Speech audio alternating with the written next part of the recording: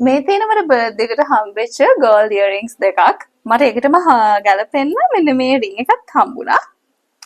ලස්සනයිද? Birthday එකට දාපු photos දැකලා ගොඩක් අය අහලා තිබ්බා එක දෙයක් තමයි මූණේ තිබ්බ පිම්පල්ස් වලට මොකද වුනේ කියලා. එහෙම අහන්න ප්‍රධානම හේතුව තමයි මේ තියෙන්නේ දැන් මීට මාස කීපයකට කලින් මගේ මුණ තිබ්බ විදිය. හැබැයි දැන් පිම්පල්ස් ඔක්කොම වගේ අඩු වෙලා තියෙනවා. ඔයාලට පේනවා ඇති දැන් තියෙන මගේ මාක්ස් කීපයක් විතරයි. ඉතින් මට පිම්පල්ස් අඩු කරගන්න ડોක්ටර් කෙනෙක් ගාවට ගිහලා බෙහෙත් ගන්නත් සිද්ධ වුණා. ඊට පස්සෙත් මට මාසෙකට සැරයක් නැත්නම් දෙසරයක් තාමත් පිම්පල්ස් එනවා. ඉතින් එහෙමයි කියලා හැම මාසෙම මට බෙහෙත් ගන්නත් බෑ. මොකද මේ බෙහෙත් එහෙම එක දිගටම කන්ටිනියු කරන්න පුළුවන් දේවල් නෙමෙයි. ඒ රීසන් එක නිසා මම බැලුවා මට පිම්පල්ස් අඩු කරගන්න යූස් කරන්න පුළුවන් ප්‍රොඩක්ට්ස් මොනවාද කියලා. එතකොට තමයි මම සෝෂල් මීඩියා වල රිවිව්ස් ගොඩක් දැක්කේ මෙන්න මේ කියන ප්‍රොඩක්ට් රේන්ජ් එක ගැන.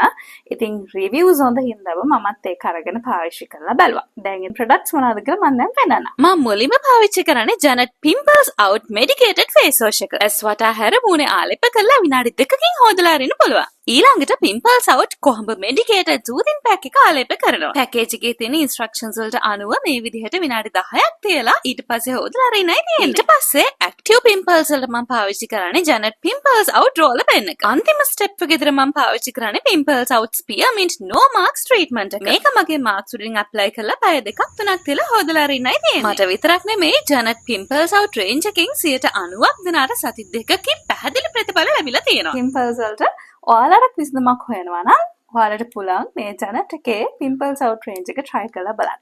එහෙනම් තව වීඩියෝ එකකින් හම්බෙමු. bye